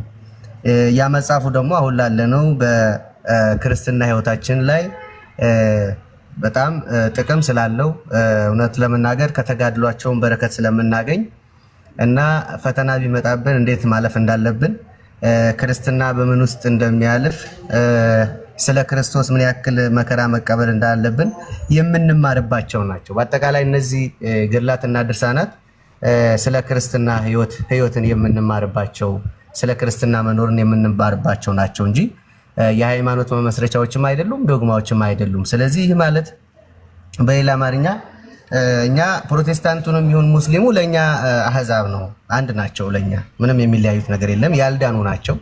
ስለዚህ ከነሱ ጋር ስንወያይ በእነዚህ መጻሕፍቶች አለ የምንወያየው። እኛ የራሳችን የሆነ ዶግማዎች አሉ። ሰማይና ምድር ቢያልፍ እንኳን አንገታችንን የምንሰጥላቸው ዶግማዎች አሉ። ስለዚህ በእነዚያ ላይ ከኛ ጋር መወያየት ሲቻል በነዛ ሲሸነፉ በእነዚህ ውስጥ እየመጡ መደበቅ ግን በጣም የሚያሳዝን ነው። እውነት ለመናገር ለእኛ ለኦርቶዶክሳውያን ግን ለምሳሌ በገድላትና ድርሳናት ላይ ገድላትና ድርሳናት ሲጻፉ የጻፏቸው ሰዎች ናቸው። ቋንቋ ራሱ ለምሳሌ ራሱ ብሂል ከመሆኑ አንፃር በወቅቱ የጸሐፊው የቋንቋ አጠቃቀም፣ የቋንቋ ችሎታ፣ ይሄ ሁሉ ነገር ከግምት ውስጥ ይገባል። ዛሬ አንዳንድ የምናገኛቸው ጥጥር ያሉ ነገሮች ስናገኝ በወቅቱ እንዴት ነበር የሚታዩት ሁሉ የሚባለው ነገር ይታያል እና ያ የሚታየው ደግሞ ከወቅቱ የቋንቋ አጠቃቀም አንፃር ይሄ ሁሉ ተፈትሾ ነው። ይሄ ሲሆን ሚስጥር ነው ወይ ማስተካከል የሚችለው? አይደለም። መምህር በረከት ናቸው ወይ? አይደሉም። ቀሲስ ኃይለ ሚካኤል ናቸው? አይደሉም። ይሄ የራሱ የሆነ የሊቃውንት ጉባኤ አለ። እሱ አይቶ አሁን ካለው ዘመኑ ጋር ካለው ይሄ መቼ የምንጠቀምበት ይሄ ቋንቋ አለ በእነሱ አማካኝነት ለምሳሌ የሚጠፋ ሰው ሊኖር ከሚችል ሊስተካከል ይችላል። የሚስተካከሉ ናቸው። ግድፈቶች ካሉት የሚስተካከሉ ናቸው በሌላ አማርኛና እውነት ለመናገር መሰረታዊ የክርስትና ትምህርትን ያወቀ መሰረታዊ የኦርቶዶክስን ይችን ትክክለኛዋን የጌታን ቤተክርስቲያን አስተምሮ የሚያውቅ ሰው በእንደነዚህ አይነት ጉዳዮች ሊታለልና ሊሸወድ አይችልም። እርግጥ ነው እኛ ጋም እስካሁን እንግዲህ ያለማስተማር ችግር ነበረብን። መምህራንም ቤተክርስቲያንም ራሷ መወቀስ ካለባት ራሱ በትምህርትን በስፋት ባለመስጠት ሊሆን ይችላልና እንግዲህ ከዚህ በኋላ ያው እንደነ መምህር በረከት አይነት እውነት ለመናገር ድንጋይን ራሱ ማስረዳት ይችላሉና እንደነሱ አይነት መምህራንን ስላገኘን እግዚአብሔር እንግዲህ የተመሰገነ ይሁን። ከዚህ በኋላ በስፋት ትምህርትን መስጠት ነው። በገድላትና ድርሳናት ላይ ያለን አመለካከት እነሱ በረከትን የምናገኝባቸው የቅዱሳኑን ታሪክ አንብበን የቅዱሳንን መንገድ የምንከተልባቸው እንጂ ከአህዛብ ጋር የምንከራከርባቸው አይደሉም። እንደው ፍጹማን ናቸውም ብለን አስተምረንም ተናግረንም አናውቅም። ስህተት ሊኖርባቸው ይችላል። ስህተታቸው ግን በሊቃውንት ጉባኤ እየታየ የሚታረም ነው። አይ ቲንክ መምህር በረከት የሚያውቁ ይመስለኛል። አሁን ለምሳሌ የቅዱስ እስጢፋኖስ ገድል እየታየ እንዳለ ያው አንዳንድ ነገሮችን ሰምተናል። እየታየ እንዳለ ይሄ አሁን አይደለም በፊት ጀምሮ እየታየ እንዳለ እና የሚታዩ ነገሮች ካሉ ይታያሉ። እንዳልኳችሁ ጠጠር ያለ አማርኛዎች ስናገኝ እንደነ መምህር በረከት አይነቶቹን ጠጋ ብለን ምን ለማለት ተፈልጎ ነው የሚለውን መጠየቅ። ከዛ በተረፈ እነ መምህር በረከት እነ ቀሲስ ኃይለ ሚካኤል ደግሞ አይተው ይሄን ጉዳይ ያው ለምሳሌ መጋቢ ምስጢር ያንን አቀረቡት። ይሄ ገድለ መለኮት ዮሐንስ ገድለ ቅዱስ ዮሐንስ የተባለውን አቀረቡት። ያው ታየ። ለሳቸው ምስጋና ይገባል። እንደዛ ይቀርባል። ሚስተካከል ነው። ዞሮ ዞሮ ግን እኛ ለገድላትና ድርሳናት ያለን አመለካከት ይሄ ብቻ ነው። በቃ እኛ እናነባቸዋለን፣ ህይወታቸውን ያንን ጽሁፉን በህይወት እንጠቀምበታለን፣ በረከትን እናገኝባቸዋለን። ከዚህ ያለፈ ግን እኛ አንድ ሰው ክርስቲያን ለማድረግ ገድልም ይሁን ድርሳን አናስተምርም። በወንበር ደረጃም የሚሰጡ አይደሉም እና በእውነቱ በጣም አመሰግናለሁ። በረከትም ቀሲስም ጥሩ ሀሳብ ነው ወንድማችን፣ ቃለ ሕይወት ያሰማልን። እንደው እኔ በጣም የሚገርመኝ ፓተርኑ ነው። በአፄ ዮሐንስ ዘመን ነው አደለ የቦሩ ሜዳ ጉባኤ የተካሄደው። ተሳስቼ ካልሆነ እዚያ ጉባኤ ላይ ይመስለኛል እነዚህ እንትኖቹ ጸጋዎቹ ሲከራከሩ ለዚህ ትምህርትህ ምስክር አንጣ ሲባል አንዱ የሆነ ቦታ ያለች ተአምረ ማርያም ጠቀሰ አሉ። እዚህ ቦታ ያለች እዚህ ገዳም ውስጥ የምትገኝ ተአምረ ማርያም እሷ ላይ እንደዛ የሚል አለ ብሎ ተናገረና ንጉሱም ሊቃውንቱም እንደው ለሃይማኖት ከመጽሐፍ ቅዱስ ከአስራው መጽሐፍት ከሊቃውንት መጽሐፍት ምስክር አተነው ወይ የሆነ ገዳም ውስጥ ያለ ተአምረ ማርያም የምትጠቅስ ብለው ተሸንፎ በቃ በትሩ ሄደ ይላልና ከጥንት ዘመን ጀምሮ የተሳሳተ አስተምሮ የሚያስተምሩ ሰዎች በዋና መጽሐፍት ሲሸነፉ ምን መሰላችሁ የሚሉት? እዚህ ቦታ ላይ እንደሚል መጽሐፍ አለ። ከግኖስቲኮ እነዚህ ኖስቲኮቹ ራሱ ድሮ እነ ቅዱስ ኢሬኒዮስን በጣም ያስቸግሯቸው የነበረ በዋኖቹ መጽሐፍት ሲሸነፉ ሌሎች ምስጢራዊ መጽሐፍት አሉ እያሉ ወደ ተወከሉ መጽሐፍት ነው የሚሄዱት እና በዋናው መጽሐፍት መከራከር የማይችሉ በሊቃውንት መጽሐፍት መከራከር የማይችሉ ሰዎች ሁልጊዜ የሚመርጡት በቃ ይሄ ፓተርን ነው ከድሮ ጀምሮ የነበረ ወይ በመንቀፍ ወይ በመደገፍ ሌላ እነዚህ ማገዣ ተብለው የተጻፉ ወይም ደግሞ የተወገዙ እነዚህ ኖስቲኮች መጽሐፍት አይነት እንደዚህ በመጥቀስ በምናምን ነው የሚከራከሩት ማለት ነው። እና ገድላቱ እንደዛ አይደሉም። ገድላቱ የቤተክርስቲያን የበረከት መጽሐፍት፣ የቅዱሳን ታሪክ መታሰቢያ ናቸው። ግን በጉባኤ ቤት በሚሰጥ መጽሐፍ ትርጓሜ ወንድማችን ሚስጥረ ቅድም እንዳልከው በጉባኤ ቤት ትምህርት ቤተክርስቲያን ጉባኤ ቤት ሰርታ ዘርግታ መምህራን ሹማ ደቀ መዛሙርት የምታስመርቅባቸው የአዲስ ኪዳን የብሉይ ኪዳን መጽሐፍት፣ የቅዳሴ መጽሐፍት፣ የሊቃውንት መጽሐፍት፣ የመነኮሳት መጽሐፍት አሉ። በእነሱ የማይከራከር እነሱ ሲጠቀሱበት የሚሮጥ ግን ደግሞ የሆነ ገድል ንባብ ላይ ይዞ ቀንም ሙሉ በእሱ ካልተከራከራችሁኝ ሲል የሚውል ሰው እዛ የቦሩ ጉባኤ የቦሩ ሜዳ ጉባኤ ላይ የሆነ ትወታ ያለች ታምረ ማርያም አለች እሷ ላይ እንደዛ ይላል ብሎ እንደሚከራከር አይነት ነው። እና እንደው የሚጠቅም ነገር እናድርግ ከተባለ ነው ኮንስትራክቲቭ የሆነ ነገር እናድርግ ሲባል በአስተምሮ ላይ እናተኩር። በአስተምሮ ላይ ማተኮር ለምን ይጠቅማል መሰላችሁ? ፕሮቴስታንቶችም የምሰሙ ከሆነ አንደኛ የራስን አስተምሮ ለመፈተሽ ይሆናል። ገድላት ላይ ምናምን ስለተጨቃጨቃችሁ ምናምን አስተምሯችሁን እንኳን መፈተሽ አትችሉም። ዝም ብላችሁ ራሳችሁን ተስፋ እየሰጣችሁ ጀስቲፋይ እያደረጋችሁ ለመኖር ካልሆነ ከእውነት አስተምሮ ይፈተሽ እስኪ። የነገረ ድነት አስተምሯችን ይታይ እስኪ። ምንድን ነው ወርቅ በእሳት ነው አይደል የሚፈተነው? አስተምሯችሁ በእሳት እንዲፈተን ከፈለጋችሁ እስኪ የቤተ ክርስቲያን የነገረ ድነት አስተምሮ፣ የሚስጥረ ሥላሴ አስተምሮ፣ ሌሎችም አስተምሮዎች ላይ እስኪ ደፍራችሁ ተነጋገሩ፣ ወደዚያ አተኩሩ። ሁለተኛ ገድላት እንኳ እንደው ችግር ያለባቸው መታረም ያለባቸው ይታረሙ ቢባል ያንን የሚገፋው እኮ በዋናው አስተምሮ ላይ የሚደረገው ዲስኮርስ ነው። ለዛም ራሱ ኮንትሪቢዩት ማድረግ እንኳ ብትፈልጉ በአስተምሮ ደረጃ ያለ ውይይት ላይ ማተኮር ይጠቅማል። ምክንያቱም አስተምሮ ጎልቶ ሲታይ ሰዎች ለመለየት ስህተቱን ከስህተት ካልሆነው ለመለየት እንኳ በቂ አይን ይኖራቸዋል ማለት ነው። ስለዚህ ትክክለኛው የነገረ ድነት አስተምሮ የትኛው ነው በሚለው ላይ አስረግጦ መወያየት በጣም ብዙ ጥቅም ያለው ነገር ነው። እኔ ለፕሮቴስታንቶቹም በእውነት ማለት ነው የሚጠቅማቸው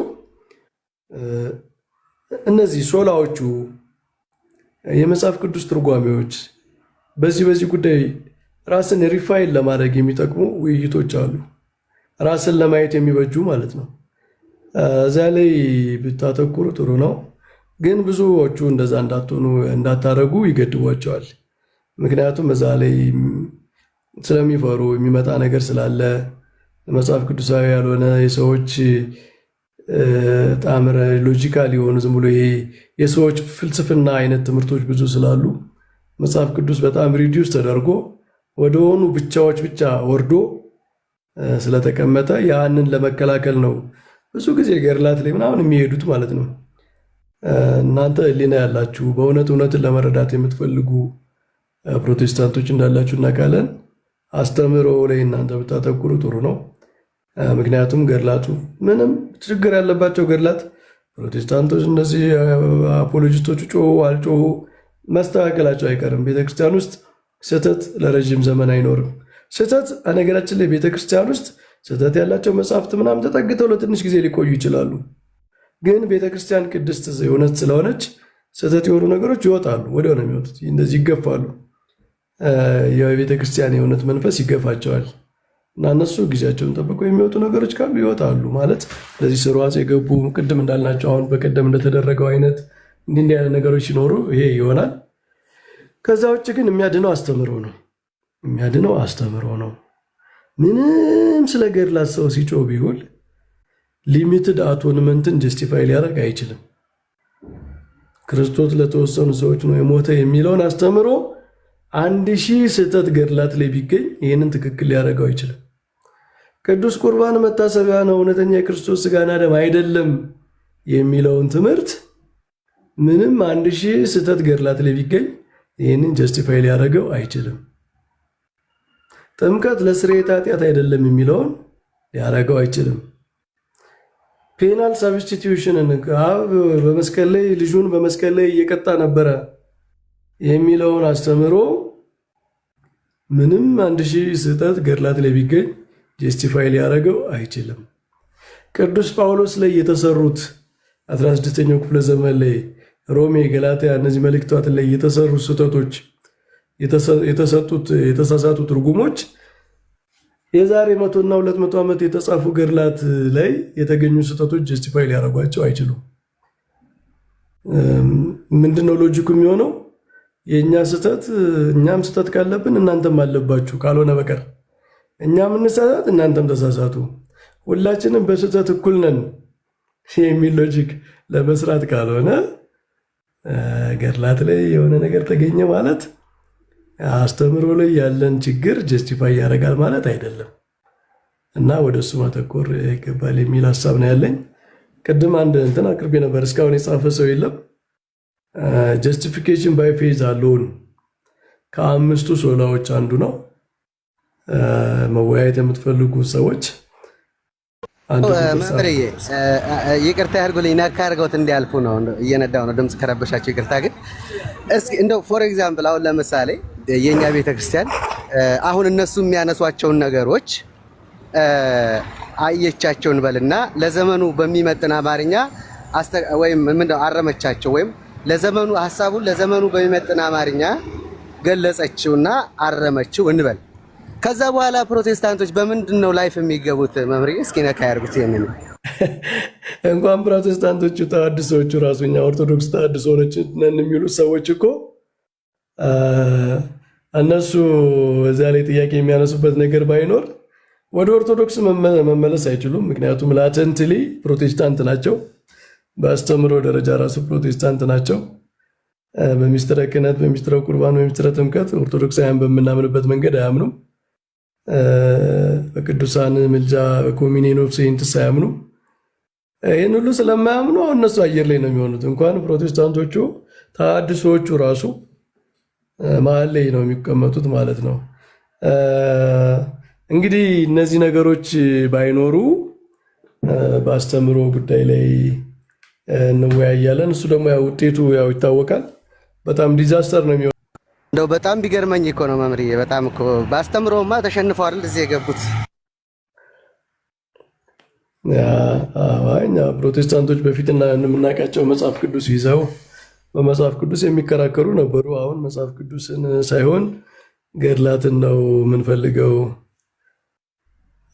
የሚል እኔ እንደው አሁን ስም ለመጥራት ትንሽ ከብዶኝ ነው። አንዳንድ አስተምሮዎች አሉ የሌሎችን ሰዎች ስህተት በማለት ላይ የቆሙ ማለት ነው። ገና ሲፈጠሩ ጀምረው በመቃወም የጀመሩ አስተምሮዎች አሉ። የሆነን አካል ይሄ ስህተት ነው በማለት ያ አካል ከኢኩዌሽኑ ቢነሳ የሚቆሙበት የሌላቸው ማለት ነው። እና መደበኛ አስተምሮ ምንድን ነው ሲባል አንድ ሰው መጠየቅ አለበት፣ ዲፌንድ ማድረግ አለበት። ከመንቀፍ ፕሮቴስት ከማድረግ አልፎ የአንተ አስተምሮ ምንድን ነው ሲባል መመለስ አለበት። የአንተም አስተምሮ ምንድን ነው ሲባል ገድላት ላይ ከሄደ ችግር ነው። የአንተ አስተምሮ እስኪ ስለ ምስጢረ ሥላሴ አስተምረ ንገረን ሲባል ተአምረ ማርያም ላይ እንደዚህ ብሎ ካለ፣ ስለ ድነት ያለን አስተምሮ ንገረን ሲባል እዛ ገድለ አቡነ ተክለ ሃይማኖት ላይ እንደዚህ የሚል ነገር አለ ካለ አስተምሮውን ዲፌንድ ማድረግ አይችልም፣ በመጽሐፍ ቅዱስ ቁሞ ማለት ነው። እና ይሄ በጣም እንትን ነው። የሆነ ነገር ሽፍት እያደረገ እንዳለ ያሳያል። አይ ቲንክ ሳምቲንግ ኢዝ ሃፕኒንግ። የሆነ ነገር ሽፍት እያደረገ ነው። ጥሩ ነው፣ ፎር ጉድ ማለት ነው። እና ያው የገድላቱን ጉዳይ ሊቃውንቶቻችን ዲል እያደረጉት ነው በሚገባ። እኛ የምንሄድበታለን በቻልን አቅማችን። ወደ አስተምሮ ስንመለስ ግን በተለይ የጥንት ቤተክርስቲያንን አፖስቶሊክ ፋዘርስ ጥንታውያን አባቶች እንደዚህ ስናመጣቸው ወደ ዲያሎጋችን ያን ጊዜ በጣም እውነት በርቶ ተገልጦ የሚታይበት ጊዜ ይኖራል። እሱን ጊዜ ያው እንግዲህ እንዲመጣ በደንብ መግፋት ነው ያለብን። ዲያቆን ስዩም ሀሳብ አለው መሰለኝ አይደል? ቀጥል። እሺ፣ እኔ ታይ እግዚአብሔር ያክብርልኝ። በቅድሚያ እንደምናችሁ እንደምን አላችሁ? በያላችሁበት እግዚአብሔር ሰላም ከሁላችን ጋር ይሁን እላለሁ። እህት ወንድሞቼ፣ የኔታ ቀሲስ ደግሞ ይፍቱኝ ባርኩኝ። የኔ ጥያቄ ምንድን ነው? ለምሳሌ ገድላትን እንግዲህ ለምሳሌ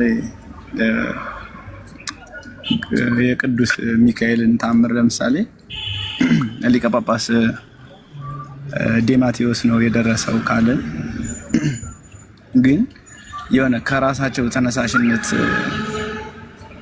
እንዳልደረሱት ነው እንግዲህ እኛ የምናውቀውም የተማርነው። እኔ እንደ ጥያቄ እንዲሆንልኝ ምክንያቱም ከመንፈስ ቅዱስ አለው ለምሳሌ ገድላትን ሰዎች ነው የደረሷቸው የሚለው አማርኛ ትንሽ ከሰዎቹ ከራሳቸው ተነሳሽነት አይሆንብንም ወይ? በመንፈስ ቅዱስ ነው እኛ የተማርነውም እንደው የኛ እንዳቅሚቲ ያወቅነውም እንደዚህ ስለሆነ ብዬ ነው ወይስ ካሁን በቅርብ ጊዜ ያሉ አሉና ደግሞ የቀደሞቹ ቀደምቶቹ ለምሳሌ እንደነ እነሱን ከፍለን ማየት እንችላለን ወይስ እንዴት ነው ለማለት ፈልጌ ነው። እግዚአብሔር ያክብርልኝ። እሺ ገድላትን መንፈሳውያን ሰዎች ናቸው የጻፉት። የደቀ መዛሙርቶቻቸው የመምህራኖቻቸውን ታሪክ በዘመኑ የነበሩ ክርስቲያኖች በጊዜያቸው ሰማዕት የሆኑ የሰማዕታትን ታሪክ ጽፈዋል። መንፈሳውያኑ አዋቂዎቹ ታሪክ በደንብ የተነቀቁት ተመርጠው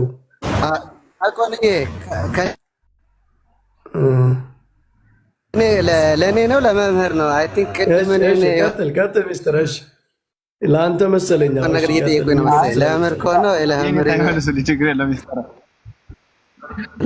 ለእኔ ከሆነ እኔ እመልሳለሁ። መልስ ሚስትር፣ እኔም እጨምራለሁ። እሺ ይመልሱ ልኝ ሚስትር ሊመልስ መስሎኝ እኮ ነው። እሱ መሰለኝ አይደል ጉዳዩን ያነሳው። ቀጥል አንተ ሀሳብህን ምናልባት ሚስ አንደርስታንድ እንዳትደረግ እኔም እቀጥላለሁ። አጠር ያለ ነገር ነው የምለው። አይ ቲንክ ዲያቆን የቅድም ያልኩትን ነገር በደንብ ከተረዳችሁኝ ቅዱሳን ሰዎች ናቸው ወይ ብለው ጠይቆኛልና፣ አዎ ሰዎች ናቸው። እግዚአብሔር ያከበራቸው፣ እግዚአብሔር የቀደሳቸው ሰዎች ናቸው። ተጋድሏቸው እውነተኛ ነው። አዎ ተጋድሏቸው እውነተኛ ነው። ያን እውነተኛ የሆነውን ተጋድሏቸውን ደግሞ የጻፉት ሰዎች ናቸው የጻፉት። ቀላል ነው። ሰዎች ናቸው የጻፉት። ገድሉ እውነተኛ ነው ወይ? አዎ እውነተኛ ነው። በሰዎች የተጻፈው? አዎ በሰዎች የተጻፈው። ይሄው ነው ዲያቆን። አመሰግናለሁ መምህር። እንደዛ ነው እና የሚታመኑ መንፈሳውያን ሰዎች ናቸው የጻፉት። እኛ ገድላት፣ ተአምራት ምናምን እንደዚህ የነቢያት መጽሐፍት፣ የሐዋርያት መጽሐፍት በተጻፉበት የኢንስፓይሬሽን ደረጃ በዛ ደረጃ ተጽፈዋል ብለን አይደለም። እንደዛ አይደለም። ምክንያቱም እነዚህ ለምሳሌ በሐዋርያት ዘመንም እኮ ተጽፈው ለምሳሌ እነ ዲዳኬን የመሳሰሉ መጽሐፍት ከሐዋርያት መካከል የሚታወቀ ሰው ስላልጻፋቸው ከቀኖና ውስጥ ያልገቡ አሉና በነቢያት በሐዋርያት የተጻፉት መጽሐፍት መደባቸው ሌላ ነው። እነዚህኞቹ ግን ቅዱሳን በሆኑ እውነተኛ በሆኑ ሰዎች የተጻፉ የቅዱሳን ገድላት ታሪኮች ናቸው። መንፈስ ቅዱስ የገለጠላቸው ራእይ ያሳያቸው ሰዎችም አሉ። ምክንያቱም ገድላት ላይ ያለው የታሪክ ምስክር ብቻ አይደለም።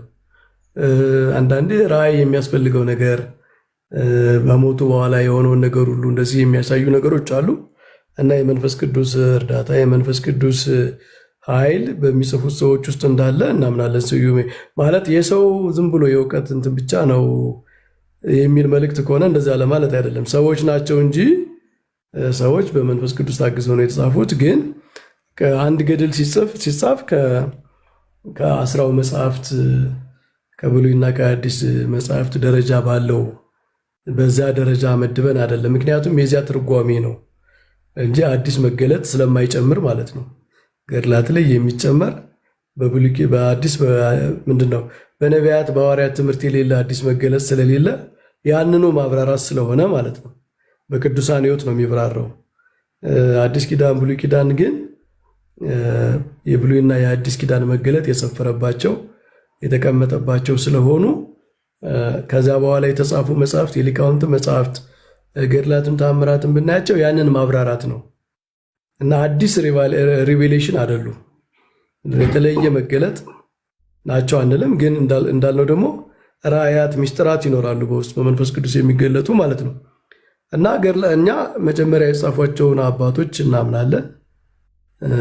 ምክንያቱም የታመነ ሰው ነው ገድል የሚጽፍ፣ የታመነ ሰው ነው ተአምር ድርሳን የሚጽፍ፣ በዘመኑ ቅርብ የሆነ የሚያውቅ የጠየቀ።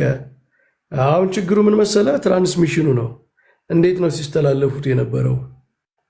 የመጀመሪያው ገድል እናት መዝገቡ፣ ከዚያ በኋላ ሲገለበጥ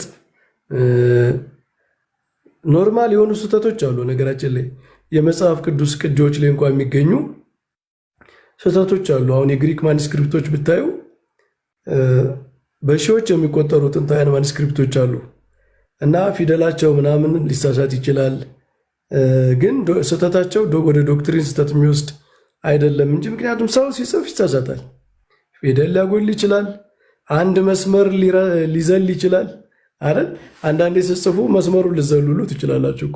ሙሉ መስመር ተዘሎ የሚቀጥለው መስመር ላይ ሊጀመር ይችላል። እንዲህ አይነት ስህተቶች በቀጂዎች ትራንስሌት በሚያደርጉ በሚያራቡ አካላት ሊፈጸም ይችላል። ከዚህ ከፍ ያለ ስህተትም ደግሞ የሚፈጽሙ አሉ። ስርዋጽ የሚያስገቡ ሌላ ታሪክ የሚጨምሩ አብራራን ብለው ታሪኩን የሚያበላሽ ነገር የሚጨምሩ እንደዚህ አይነት አካላት ይኖራሉ እና እንደው መጀመሪያ ከዋናው መዝገብ ጋር መጀመሪያ ከነበረው መዝገብ ጋር መተያየት አለባቸው። ከዚያ በኋላ ደግሞ ታሪኩን መጠናት የሚችል ሌላ ምንጮች ካሉ ከዛ ገድል በተጨማሪ የታሪክ ስህተት። ምክንያቱም ታሪክ ይኸውላችሁ ታሪክ ኢንስፓይሬሽን አይደለም። አሁን ማወቅ ያለባችሁ ታሪክ የአንድ ሰው ታሪክ ኢንስፓይሬሽን አይደለም። ተጠይቆ የሚረዳን ነገር መንፈስ ቅዱስ ዝም ብሎ ይገልጣል ማለት አይደለም። ስዩም ሄደህ የምትጠይቀውን የሆነ አካል ጠይቀህ የምትረዳውን ነገር ከቤት ቁጭ ብለህ መንፈስ ቅዱስ ግለጥልኝ ብትል አይገልጽልህም። በቃ ይሄ በሰው አቅም የሚደረግ ነገር ነው እና ታሪኮች ላይ ምርምር ብናደርግ ብናጠራ ችግር የለም። መጀመሪያውኑም በእኛ መካከል የተደረገውን ታሪክ ለዛ ነው እኮ በወንጌላት ራሱ ታሪክ ነክ የሆኑ ነገሮች ላይ አንዳንዴ ልዩነቶች የሚመስሉ ነገሮች ሊገኙ ይችላሉ። ምክንያቱም ታሪክ ነው። መንፈስ ቅዱስ እግዚአብሔር የሆነ ሪደንደንሲ ስራ የለውም። ማወቅ ያለባችሁ እግዚአብሔር ሪደንደንት ስራ አይወድም። በቃ አንድ ጊዜ ብርሃን ይሆን አለ፣ ብርሃን ሆነ። አንድ ጊዜ ዓለምን አዳነ፣ ሲያድን ይኖራል። እግዚአብሔር አንድ ጊዜ ሕሊና ሰጠን አይደል? አእምሮ ሰጠን። በአእምሯችን የሚሰራውን ስራ በስንፍና ቁጭ ብሎ መንፈስ ቅዱስ ግለጥልኝ ቢል ሰው አይገልጥለትም። ስለዚህ የታሪክ ጉዳዮችን በቃ በታሪክ ምርምር ማጥናት አለብን፣ መመርመር አለብን። ታሪክን ኢንስፓይሬሽን አድርገን መጠበቅ የለብንም። ማጥናት የሚቻል መጠየቅ የሚቻል ታሪክ ሲኖር፣ ማጥራት የሚቻል ታሪክ ሲኖር እንደው ቁጭ ብሎ በጾም በጸሎት መንፈስ ቅዱስ ይግለጥልኝ ቢባል መንፈስ ቅዱስ መግለጽ ስለማይችል ሳይሆን እግዚአብሔር የስንፍና አበረታች አይደለም። የሰጠውን ጸጋ ደግሞ ያከብራል። ሕሊናን ያከብራል። አእምሮን ያከብራል። ሰው አእምሮ አለው፣ ሕሊና አለው።